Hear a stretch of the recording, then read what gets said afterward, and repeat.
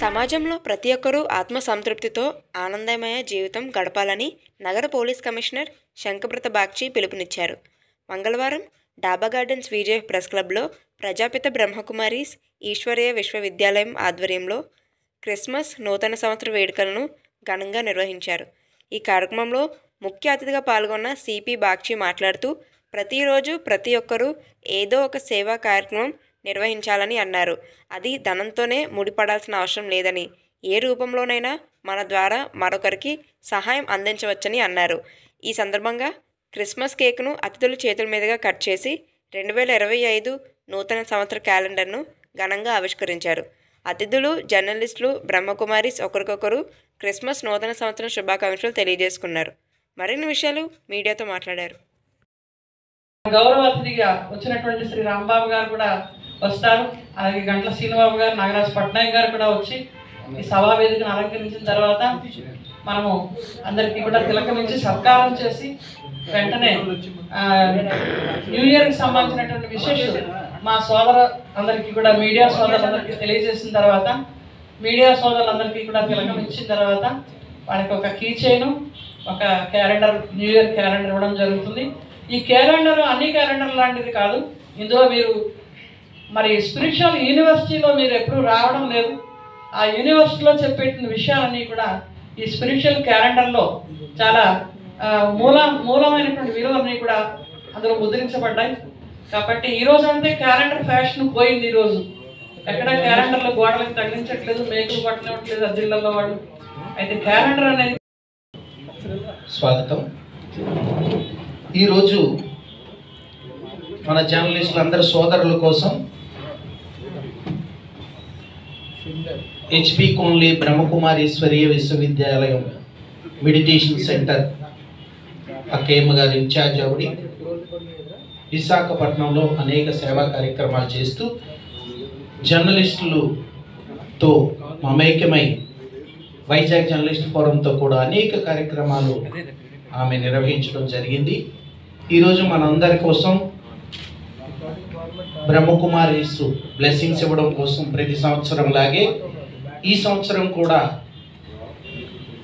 ఈ వేడుకను ఏర్పాటు చేశారు. మనందరి మిత్రులు, మన అదృష్టం.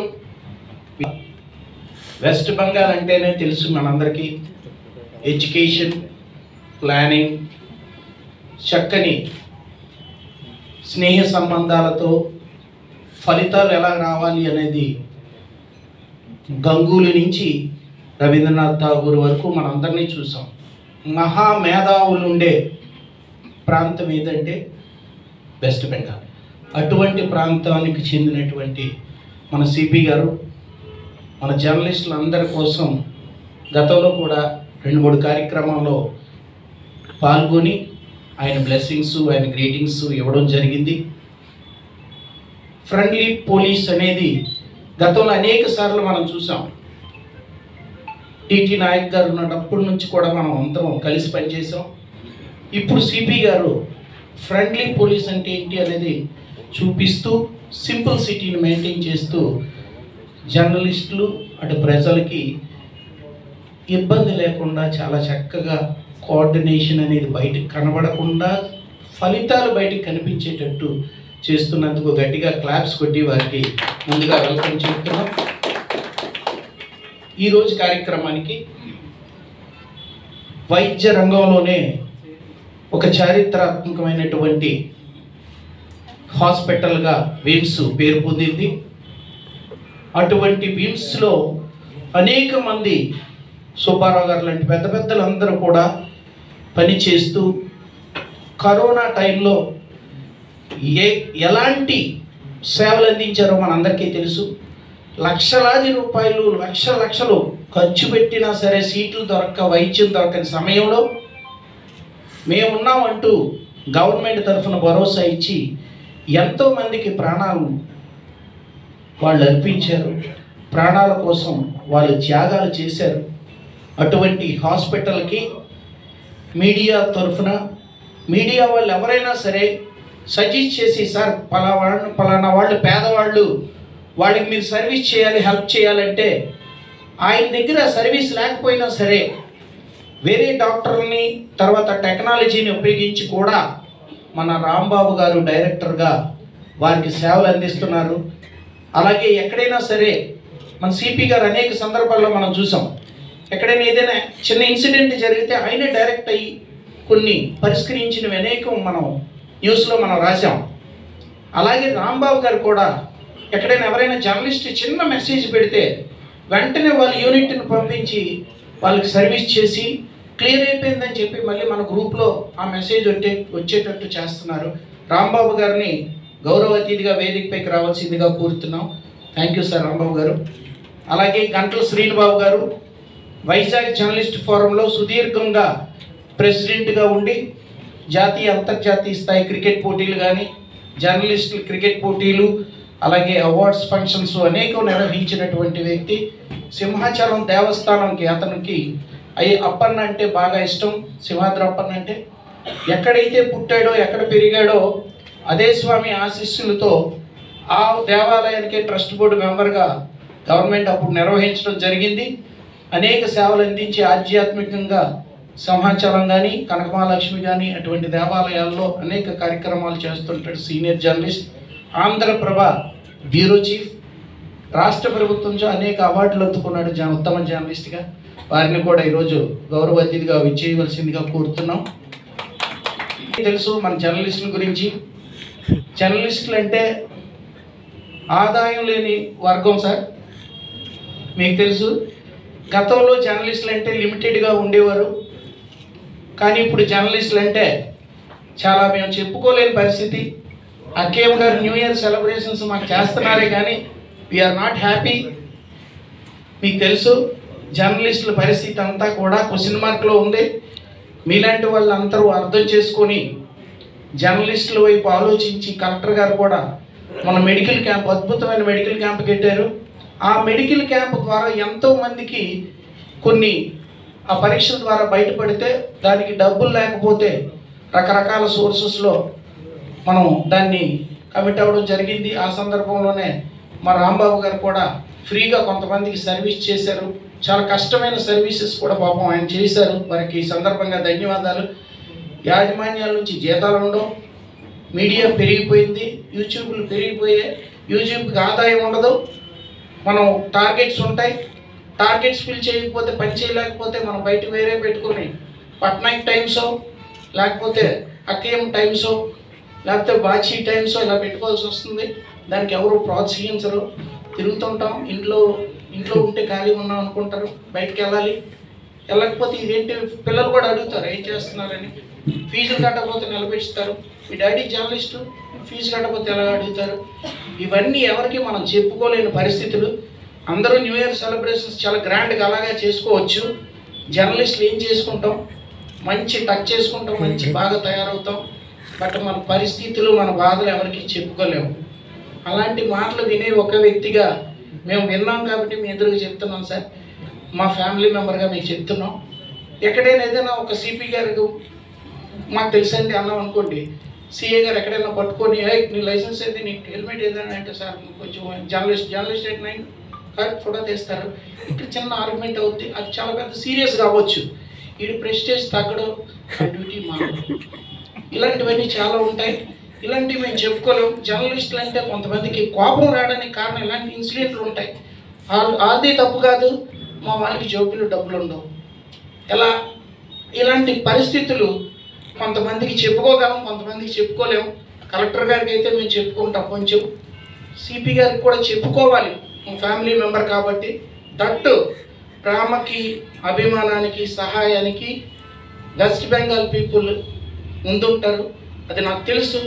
నేను జర్నలిస్ట్గా 30 ఇయర్స్ పనిచేస్తూ ఈనాడు, ఆంధ్రజ్యోతి, వార్త ఇలాంటి పేపర్లో పనిచేసి అవార్డులు అందుకున్నాను. బట్ మన సోదరులందరికీ తెలుసు, ఇంక్లూడింగ్ శ్రీబాబు, మన జర్నలిస్టులందరికీ తెలుసు, నేను చదువుకున్న కొరియోగ్రఫీ డ్యాన్స్ వదలలేదు. ఎందుకు వదలలేదు అనుకున్నారు? అదే నాకు ఫుడ్. చాలా సందర్భాల్లో అకేఎం గారికి చెప్పాను, సార్ వస్తున్నారు కదా, ఒకసారి నేను 2 సార్లు మిస్ అయ్యాను. ఢిల్లీ వెళ్ళిపోయి ప్రోగ్రామ్ ఇంటర్నేషనల్ డ్యాన్స్ ఫెస్టివల్కి వెళ్ళాను. నేను సార్ వస్తున్నారు కదా, నా దగ్గర బెంగాలీ ఫోక్ డ్యాన్స్ ఉంది, సార్ ఎదురుగా వేద్దామన్నాం. అకేం గారు 2-3 సార్లు మిస్ అయ్యాను. ఎప్పుడైనా సరే సార్కి నేను కొరియోగ్రఫీ చేసింది చూపించాలి అని బెంగాలీ డ్యాన్స్ నేను కొరియోగ్రఫీ చేసిన కొన్ని ఐటమ్స్ ఉంటాయి. ఎందుకు చెప్తున్నానంటే ఎప్పుడైనా జర్నలిస్ట్కి ఆల్టర్నేటివ్ ఉండాలి. బీఈడీ చేసిన వాళ్ళు జర్నలిస్టు ఉన్నారు, యూట్యూబ్లు పట్టుకొని తిరుగుతున్నాం. బీఈడీ ఎందుకు వదిలిస్తాం? ట్యూషన్స్ చెప్పొచ్చు ఇంట్లో. నేను డ్యాన్స్ చెప్తున్నాను, 500 రూపీస్ మంత్లీ ఫీజు తీసుకుంటున్నాను. సండే డ్యాన్స్ క్లాస్ చెప్తున్నాను. ఈనాడులో పనిచేశాను. స్టాఫ్ రిపోర్టర్ అన్నారు, వద్దు సార్ డ్యాన్స్ ఉండాలి, నాకు ఉండాలి అన్నాను. అందరికీ తెలుసు, సింబాబుకి తెలుసు. ఆంధ్రజ్యోతిలో ఇన్ఛార్జ్, నాకు ఇన్ఛార్జ్, సిటీ ఇన్ఛార్జ్ ఇచ్చే బాధలు ఉండవు. మనకి ఎడ్యుకేషన్ ఉంది, బీఈడీలు చేసాం, ఎంఏ చేసాం. బట్ ఓన్లీ మన జర్నలిజం మీద ఏదారు పడితే ఎవరు కూడా చాలామంది ఇక్కడ కూర్చున్న వాళ్ళు 20,000 అబోవ్ శాలరీ ఎవరికి లేదు సార్. Below 10, below 20. ఇప్పుడు మనం అద్దె రెంట్ తీసుకోవాలంటే ఎలా, రెంట్ ఇవ్వకపోతే ఎలా, ఇన్ని బాధలు ఉన్నాయి. చక్కగా ఆయన ప్లాన్ చేస్తున్నారు. బయట కూడా అన్ని స్టేషన్స్ కూడా చాలా గౌరవప్రదంగా సాంప్రదాయంగా వెళ్తున్నాయి. మంచి టీం కూడా ఇప్పుడు ఈ మధ్య ట్రాన్స్ఫర్లు, ఇప్పుడు హెడ్ కానిస్టేబుల్ ట్రాన్స్ఫర్ కూడా చాలా బాగా చేశారని టాక్ కూడా ఉంది. మీడియా ఎప్పుడు ఫ్రెండ్లీగా ఉంటారు. సిపి గారు ఈరోజు మన వేడుకలకి ఆయన ముఖ్య అతిథిగా వచ్చారు కాబట్టి మన ఫ్యామిలీ హెడ్గా ఆయనకి మనం చెప్పాలి కాబట్టి చెప్తున్నాం. ఇలాంటి కార్యక్రమాలు చాలా రేర్గా చేస్తారు. అక్కియం గారు మాత్రం రెగ్యులర్గా జర్నలిస్టులకు ఉగాది సంబరాలు చేస్తారు, జర్నలిస్టులకి రాఖీ చేస్తారు. మన డిటి నాయక్ గారు, ఎఫ్ఆర్ ఖాన్ గారు, ఇంత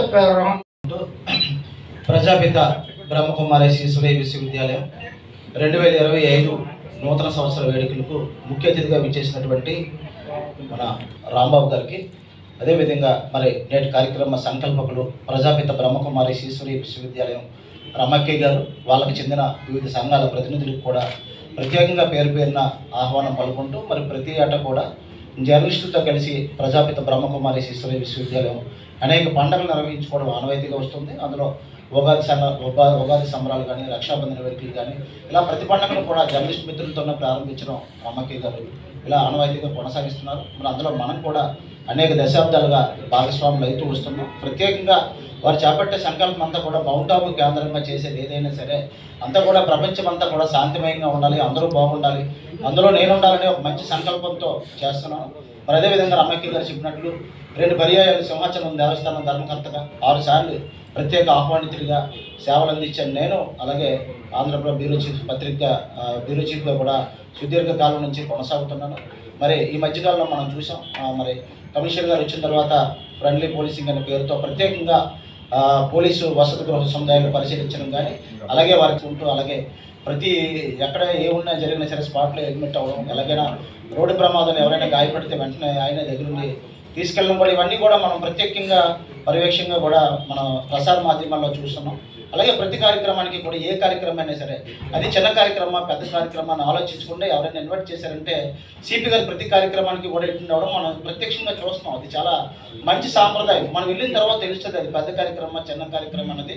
కానీ అవతల వారిని నిరుత్సాహపరచకూడదని చెప్పేసి ఎక్కడ నగరంలో ఏ మారుమూల ప్రాంతంలో ఎవరు పిలిచినప్పటికీ కూడా అక్కడికి వెళ్ళి సిపి గారి కార్యక్రమంలో పాల్గొనడం చాలా అభినందనీయం. ఎందుకంటే నగర ప్రజలందరూ కూడా అబ్జర్వ్ చేస్తున్నారు. సిపి గారు ప్రతి కార్యక్రమానికి కమిషనర్ గారిని కలవాలంటే ప్రత్యేకంగా ఇప్పుడు పెద్ద పేదకులు అయితే ముందుగా మనం అపాయింట్మెంట్ ఇచ్చి సిపి గారిని కలవాలంటే ముందు రోజు మనం అపాయింట్మెంట్ తీసుకోవాల్సి ఉంటుంది. అలా కాకుండా ఎవరైనా నేరుగా వెళ్ళి కలిసి చెప్పుకునే సమస్యలు చెప్పుకునే అవకాశం కూడా కల్పించారు.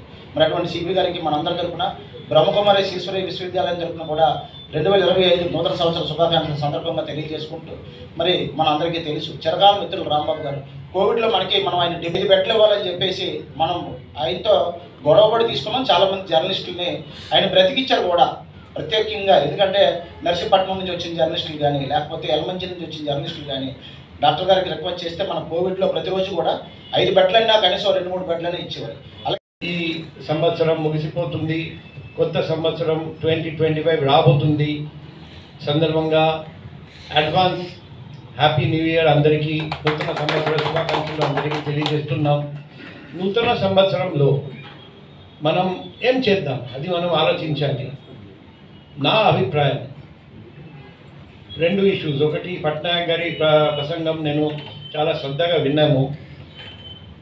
మన అందరికీ మనంలో చాలామందికి ప్రాబ్లం ఉంది. అవసరం ఎక్కువ, ఆదాయం తక్కువ. ఈ పరిస్థితిలో చాలా స్ట్రెస్ ఫీల్ అవుతాం.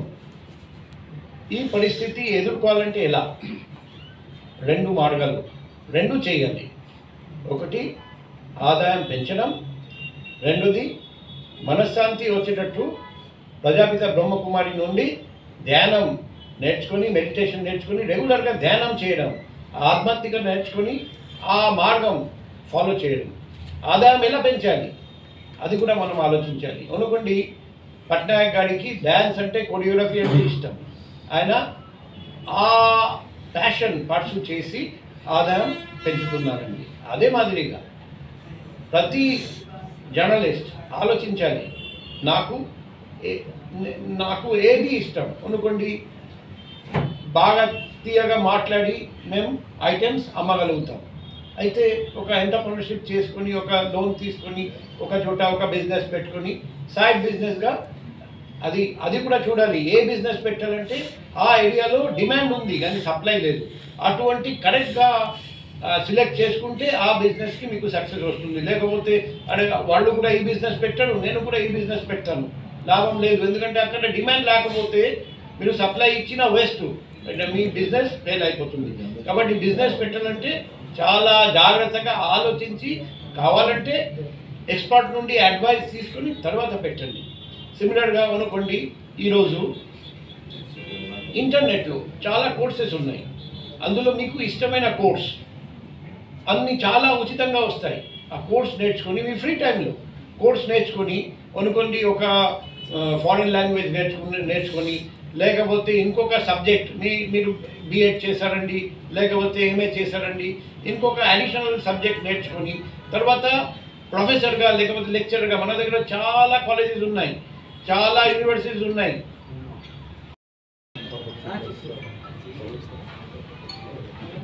సభకు ఇచ్చేసినటువంటి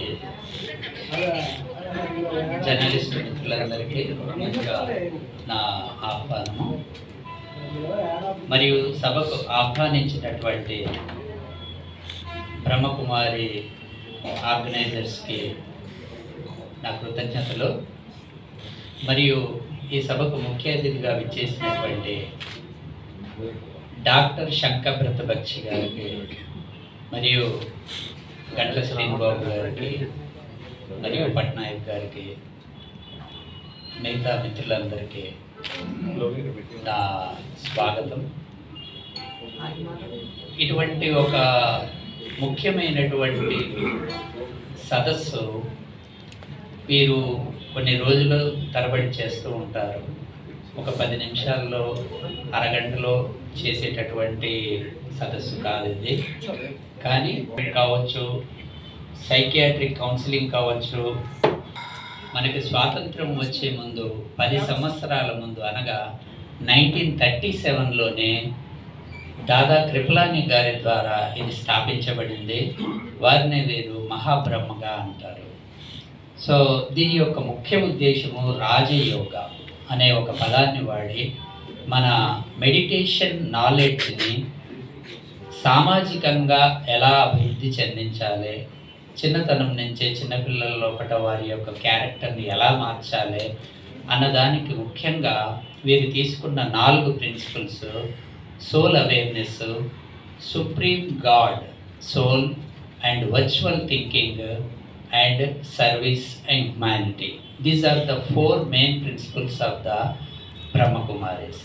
సో వీటిని ఆధారంగా చేసుకుని వారు ఎన్నో త్యాగాలు చేస్తూ, ఈవెన్ వారికి ఒక కుటుంబం లేకుండా, పరివారం లేకుండా కూడా వారు ముందుకెళ్తూ సమాజాన్ని ప్రభావితం చేయడానికి, సమాజం లోపల ఉన్నటువంటి రుగ్మతలను చెరిపివేయడానికి, తగ్గించడానికి ఎంతో ప్రయత్నం చేస్తున్నందుకు వారికి కృతజ్ఞతలు తెలియజేయాల్సిందిగా కోరుతున్నాను. ముఖ్యంగా వారు చేస్తున్నటువంటి ఆ కష్టము మనము ప్రారంభించడానికి వీలైనంత వరకు సహకారం అందిస్తూ ముందుకెళ్తున్నటువంటి వీరు చేస్తున్నటువంటి ఈ మీటింగ్కి నన్ను ఆహ్వానించినందుకు కృతజ్ఞతలు తెలియజేస్తూ సెలవు తీసుకుంటున్నాను. అలాగే ఎంతోమంది శ్రీధర్ గారు కానీ, శేషాద్రి గారు కానీ, ఇలా ప్రైమ్ మినిస్టర్ ఆఫ్ పిఎంఓ కార్యాలయంలో కూడా ఇక్కడ పనిచేసిన ఆఫీసర్లందరూ కూడా అత్యున్నత జాయింట్ సెక్రటరీ క్యాడర్లో పనిచేశారు. అయితే మనకి చాలామంది ఆఫీసర్లతోనే ఇప్పటికీ కూడా చాలామంది సన్నిహిత సంబంధాలు ఉంటాయి. అంటే అది జీవితాంతం కూడా మనం ఇక్కడ కొంతమంది ఒకళ్ళిద్దరు ఐఏఎస్ పేర్లు కూడా మనం పెట్టుకున్నాం కాలనీలకి. అలాగే కొంతమంది కమిషనర్లతో మనకి ఇప్పుడు కూడా కనిపిస్తే మనం అసెంబ్లీకి వెళ్ళినా సెక్రటరీకి వెళ్ళినా మన భుజం మీద చేసి మాట్లాడతాం. జర్నలిస్టులకి అది ఒక్కటే దక్కిన అపూర్వమైన గౌరవం. అలా కొంతమంది ఆఫీసర్లు ఉంటారు, ఆ కేటగిరీలోనే మన బాక్షి గారు కూడా మిగిలిపోయారు. ఎందుకంటే ప్రతి ఒక్కరితో కూడా స్నేహపూర్వక సంబంధాలు. పోలీస్ కమిషన్ అంటే అట్టహాసం కాకుండా ప్రతి ఒక్కరితో కూడా మమేకమై చిన్న రోడ్డు ప్రమాదం జరిగితే అక్కడ ఆగి తన జీపులో ఎక్కించుకొని తీసుకెళ్ళి హాస్పిటల్ అడ్మిట్ చేసి వాళ్ళకి ప్రత్యేకంగా ట్రీట్మెంట్ చేయించి తర్వాత వాళ్ళు కనుక్కోవడం అంటే చాలా అరుదైన విషయం. కొంతమంది అలా కోరుకోరు, అందరూ అలా కోరుకోవడం కూడా ఏం లేదు. అలాగే కొంతమంది ఐఏఎస్లు కలెక్టర్స్ ఉన్నారు, చాలామంది మన ఫ్రెండ్స్ ఉన్నారు జర్నలిస్టులకి.